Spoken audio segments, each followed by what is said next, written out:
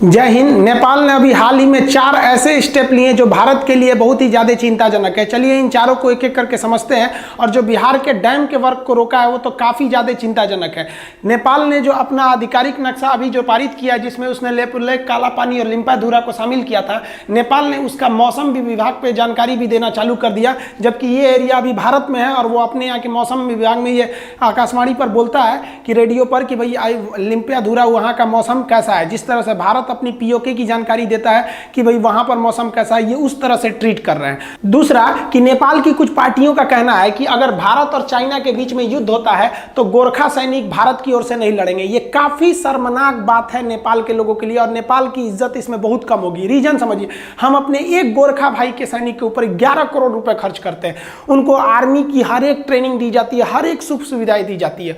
दूसरा कि हम गोरखा भाइयों का सम्मान करते हैं, वो हमारी लड़ाई में कंधे से कंधा मिला के लड़ते हैं। लेकिन हम कैंप लगाते हैं इंडिया में, आप आते हैं, हम आपको रखते हैं, हम आपको घर से पकड़ के नहीं लाने जाते हैं। आप रहिए, आपको इज्जत मिलेगा, सम्मान मिलेगा, सब कुछ मिलेगा। लेकिन आप अपनी मौजूदगी हमारे ऊपर एहसान थोपेंगे, ये गलत बात है। दूसरा कि आप ये कहते हैं कि अगर भारत और नेपाल के बीच में युद्ध होता है तो गोरखा सैनिक नेपाल के खिलाफ नहीं लड़ेगा। तो एक समझ में आता है कि चलिए भैया, आपको अपनी मातृभूमि से प्रेम है, ये है। लेकिन आप ये कितनी गलत बात बोल रहे हैं कि भारत और चाइना के बीच के युद्ध में भी ये गोरखा साथ नहीं देंगे। इससे तो दो ही चीज समझ में आता है, या तो ये गोरखा भाई डर रहे हैं चाइना से लड़ने में, या तो यहाँ के जो ये लोग पैसा खा गए हैं चाइना से बैठ के। यही ना हो सकता है, वरना चाइना से आपको क्या मतलब है, लेना देना यहाँ पे है कि नहीं। यहाँ पे तो भाई हम तो इतना गारंटी करते हैं, गोरखा सैनिक किसी से डरते नहीं है। ये जो नेपाल के कुछ 1-2% नेता है ना, जैसे नेपाल के 99% लोग अच्छे हैं, लेकिन 1-2% जो है ना वो चाइना का पैसा खा गए हैं। अब देखिए, हमारे यहाँ ऑर्केस्ट्रा आता है ना, तो जो नचनिया को ज्यादा पैसा खाएगा ना, उतने ज्यादा वो ठुमका लगाएगी। तो कुछ नेपाल के लोग ठुमका लगा रहे हैं, पैसा खाए हैं, कोई दिक्कत नहीं, उनको ठुमका लगाने दीजिए। आपको अगर भारत से प्रॉब्लम था तो आप ये स्टेटमेंट देते ना कि गोरखा सैनिक भारत का साथ ही नहीं देंगे। लेकिन आपने स्पेशली कहा कि गोरखा सैनिक चाइना के युद्ध में भारत का साथ नहीं देंगे, मतलब बाकी के युद्ध में दे देंगे, चाइना से होगा तो साथ नहीं देंगे। भैया, गोरखा सैनिक क्या चाइना से हम लोग लाए हैं? हम लोग उनको ट्रेनिंग दिए हैं। ऐसा नहीं होता है कि कोई सैनिक पेट से पैदा होता है, उन्हें ट्रेनिंग, हर चीज, सुख सुविधाएं दी हैं हम लोगों ने। और आप इस तरह से स्टेटमेंट देंगे, इसका मतलब आप खुलेआम बिके हुए हैं। हम तो समझते थे कि नेपाल किसी का गुलाम नहीं बना था, ससुरा 2020 में आके चाइना का पैसा से गुलाम बन गया वो। तीसरी बात, जो नेपाल है ये एक विचार कर रहा है एक अपनी संसद में कानून लाने की, नागरिकता सुधार कानून के तहत, जिसके तहत कहा जाएगा कि जो भारत की लड़कियां हैं वो नेपाल में जाके जो शादी कर ली जाती हैं तो उन्हें नेपाल की नागरिकता दी जाती है। इस पे संशोधन किया जाएगा। अब इस संशोधन के बाद अगर ये पारित हो जाता है तो भारत की लड़की जो इसकी शादी नेपाल में होती है, नेपाल के लड़के से, तो उसे 7 साल तक नेपाल में रहना पड़ेगा, उसके बाद उसको नागरिकता दी जाएगी। मतलब जो बेटी और रोटी का रिश्ता है ना, ये नेपाल की ओर से खत्म किया जा रहा है। नेपाल की जनता इसमें समझिए, इसमें आपके किसी एक पार्टी का फायदा हो रहा है, केवल भारत से लड़ाई करके कुछ फायदा नहीं होगा। आप एग्जांपल देखिए कि भारत से जो सामान्य की सप्लाई है वो जाना बंद हुई है, अभी थोड़ा बाधित हुआ है। तो आपके यहाँ जो नमक है ना, वो इंडिया के हिसाब से 60 रुपया किलो बिक रहा है। यानी अगर इसको नेपाली रुपया में जोड़िएगा ना तो आपको 100 रुपया किलो नमक मिल रहा है। सोचिए, अभी तो हम लोगों ने कुछ किया ही नहीं, अभी तो कुछ एक्शन ही नहीं लिया गया। यहाँ पर इतना बुरा स्थिति आएगा ना कि वहां की जनता को भुगतना पड़ेगा। अब तब कुछ नहीं होगा, क्योंकि चाइना जिसको पैसा दिया है ना, इतना पैसा से कमजोर कर देता है कि आपको 2020-21 में गुलाम बना लेगा और खूब, मतलब इतना कमजोर कर देगा। पाकिस्तान को देखिए ना, पाकिस्तान को तो ऐसा लगता है जैसे वो चाइना का रखेल है। चौथी और सबसे अजीब खबर यह है कि नेपाल इस बार जो बिहार के चंपारण जिला में स्थित गंडक बैराज है, इस गंडक बैराज के मरम्मत के काम को रोकवा दिया है। अब बताइए, बाढ़ आने का समय आ गया, बरसात का समय, बिहार डूब जाता है बाढ़ में, और गंडक बैराज को बनाना एकदम जरूरी है, उसकी रिपेयरिंग जरूरी है, और उसको रोक दिया है। तो पहले आप बांध और बैराज में अंतर समझिए। बांध को इंग्लिश में डैम बोलते हैं, बैराज तो बैराज है। तो डैम जो होता है ना, पानी को रोक देता है और छोड़ देता है, जबकि बैराज उसको कई डायरेक्शन में मोड़ सकता है। बैराज में कई सारे फाटक होते हैं। तो जो गंडक बैराज है उसमें 36 मतलब फाटक है, 36 पिलर हैं, उसमें फाटक लगे हैं। आप देखिए यहाँ पे इस तरह से फाटक गेट दिखाई देंगे 36। अब ये जो बैराज है ना, वो इंडिया और नेपाल, यही नदी बीचों बीच में है। अब इस 36 में से ना 18 पिलर इंडिया में आता है और 18 पिलर नेपाल में आता है। तो भारत ने अपना 18 पिलर को रिपेयर कर दिया। अब जब उधर गया ना रिपेयर करने की, भैया बांध टूटेगा तो नेपाल हाइट पे है, पहाड़ पे सारा पानी इधर आएगा, तो हम अपने खर्च पे बना देते हैं, हम हम कब्जा करने थोड़ी गए हैं भैया, हम तो रिपेयर करने गए हैं। बांध बैराज टूट जाएगा तो आने जाने का कनेक्शन भी टूट जाएगा। तो वहां नेपाल ने बैरिकेडिंग लगा दी, कहीं कि हमको गवर्नमेंट से परमिशन नहीं है। अब बिहार गवर्नमेंट केंद्र सरकार को भेज रही है। अब बताइए इतने छोटे से चीज के लिए, और वो भी कोई नया पहली बार थोड़ी हुआ है, ये हमेशा से ऐसा होते आया है कि बैराज को मेंटेन किया गया है बाढ़ के समय। अब जैसे ये देखिए नदी है गंडक नदी, आप अगर देखिएगा गंडक नदी में तो इसमें ये आपका बैराज है गंडक बैराज, इसमें से 18 ठो इंडिया की ओर है, 18 ठो नेपाल की ओर है। तो इधर भारत हो गया, ये हो गया नेपाल। अब इस पर बैराज बना दिया गया। आप कहेंगे कि सर अगर इसमें बैराज बना दिया गया है तो फाटक लग गया है, तो इस नदी से किसी नाव को जाना होगा तो कैसे जाएगी? तो उसके लिए एक साइड से आर्टिफिशियल नदी बनाई जाती है और यहां से क्रॉस करके इस नदी को इसमें लेके चले जाया जाता है। तो ये बैराज को बनाने में क्या जाना था भैया, ये तो बॉर्डर एरिया है, इधर पे नेपाल है और इस साइड में भारत है। रिपेयर हो जाएगा तो क्या मतलब बन जाएगा? आपको इससे क्या प्रॉब्लम है? इसका मतलब ये बेनिफिट उठाना चाह रहे हैं कि आप ऊंचाई पे हैं, बाढ़ आएगा तो आप थोड़ी डूबेगा, ये ना डूबेगा भारत भी डूबेगा ना। जिस समय भारत ये सोचने लगेगा ना कि आप तो नेपाल भाई आप तो ऊंचाई पे हैं और उधर से पहाड़ है तिब्बत, वहां से आपका ट्रांसपोर्टेशन नहीं हो सकता है, तो यहाँ पे अगर ब्लॉकेज लगा दिया गया ना आपको दिक्कत होगा। तो जो नमक खरीद रहे हैं ना 100 रुपया किलो, वही हालत हो जाएगा।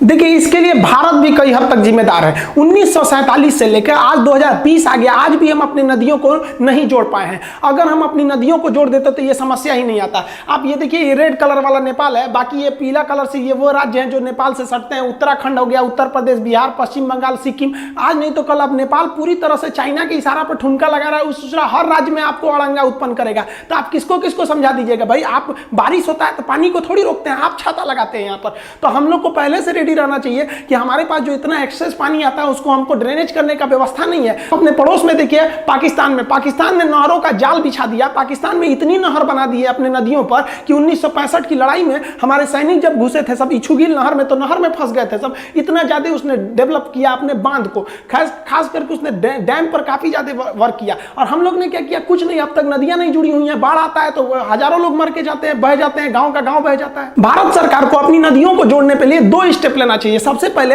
हमारे पास यहां पर बंगाल की खाड़ी है, ये बंगाल की खाड़ी है और ये नेपाल है। आप बताइए ना, खुद से देख के बताइए बंगाल की खाड़ी और नेपाल के बीच में कौन सा दूरी है? और यहां बीच में गंगा नदी है। हम लोग को केवल लिंक करना है यहां से, ताकि एक्स्ट्रा पानी हो तो सीधे हम लोग निकाल सके, बंगाल की खाड़ी में समुद्र में चला जाए। लेकिन आज तक इसको भी नहीं जोड़ पाए हम लोग। तो ये तो स्केप प्लान होना चाहिए कि अगर हमारे पास सरप्लस पानी हो गया तो कहां से भेज देंगे? सीधे चला जाए वहां पर, नदियों के रास्ते ना भेज के हमको यहां से कैनाल बनाकर भेजना चाहिए ताकि एक्स्ट्रा पानी निकल सके। दूसरा कि हम लोग को अपनी नदियों को जोड़ देना चाहिए, प्रॉपर नदियों को। जैसे उत्तर भारत जो होता है ना बाढ़ में डूब जाता है, जबकि आप दक्षिण भारत में देखिएगा महाराष्ट्र के एरिया में तो किसान बेचारे सूखा पड़ने के कारण सुसाइड कर लेते हैं। तो यहाँ सूखा है, वहां पे पानी है। अगर हम लोग इसको जोड़ देते तो ऊपर भारत के नदियां जो हैं वो बाढ़ नहीं आती, वो बेचारे बाढ़ से नहीं मरते और ये सूखा से नहीं मरते। यहाँ पर इकोनॉमी बर्बाद हो जाती है, बाढ़ की वजह से कोई फैक्ट्री वगैरह नहीं लगती है, कोई फसल बर्बाद हो जाती है और यहाँ की इकोनॉमी बर्बाद हो जाती है सूखा की वजह से। हम लोग इन दोनों समस्या को एक ही बार में सुधार सकते हैं, लेकिन आज तक क्या जुड़ पाया? नहीं जुड़ पाया। हमारे देश के अधिकारी लोग प्लान बना रहे हैं कि जेसीबी लगेगी खोदने में, 1 किलोमीटर खोदने में 18 लाख रुपया का खर्चा आएगा, काफी टाइम लगेगा। यहां से यहां तक नहरों को मिलाना है, इस नदी को उस नदी से। अरे भैया आप डेटोनेटर लगा के उड़ा ना दीजिए। देखिए हमारी सेना में जितने भी एक्सप्लोसिव होते हैं, बारूद होते हैं विस्फोट करने के लिए, हर चीज का एक्सपायरी डेट होता है। जैसे दवाओं का एक्सपायरी डेट होता है, बारूद बम का भी होता है कि भैया इस समय के बाद ये उतना अच्छा से काम नहीं करेगा।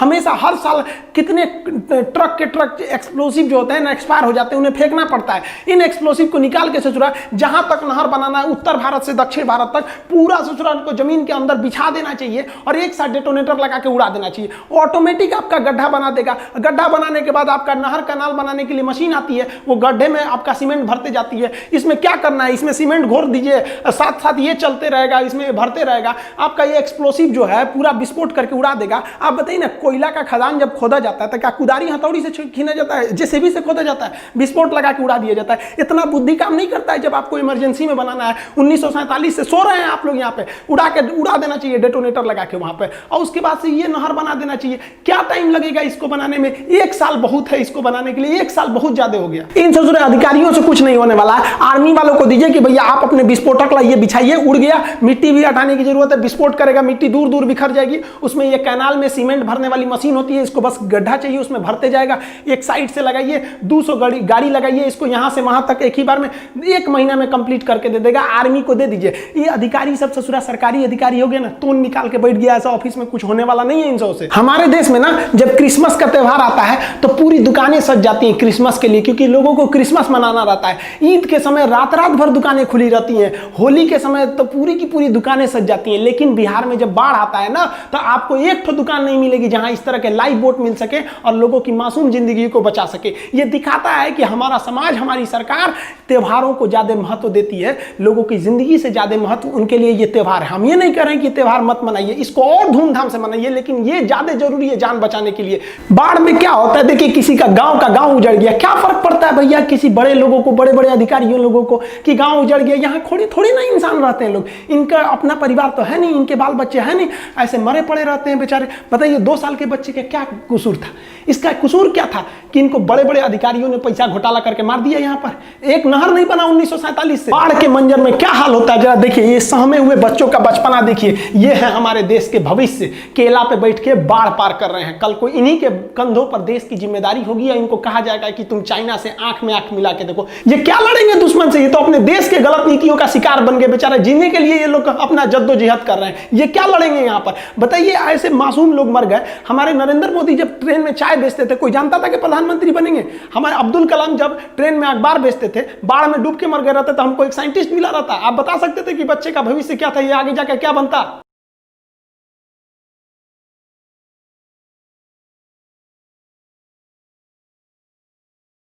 जब चुनाव होगा तो 18 हेलीकॉप्टर घूमेंगे, लेकिन जब बाढ़ आएगा तो एक हेलीकॉप्टर भेज दो जी, कोई डूब गया होगा निकाल लेना। ये हाल हो गया हमारे देश का। हर साल बाढ़ आता है, हर साल। केंद्र सरकार से आ जाएगा 400 करोड़ रुपए, राज्य सरकार देगी 200 करोड़, आधा बीच में मार देंगे अधिकारी। कहा जाएगा कि हाँ भोजन दे दिया जा रहा है, उन लोग को फरवी चिवड़ा मुड़ी दे दिया जाता है, खाओ। ये लोग आदमी थोड़ी होते हैं यार। इंडिया में गरीब की जिंदगी का कोई महत्व नहीं देते हैं लोग यहाँ पर। ये गलत बात है।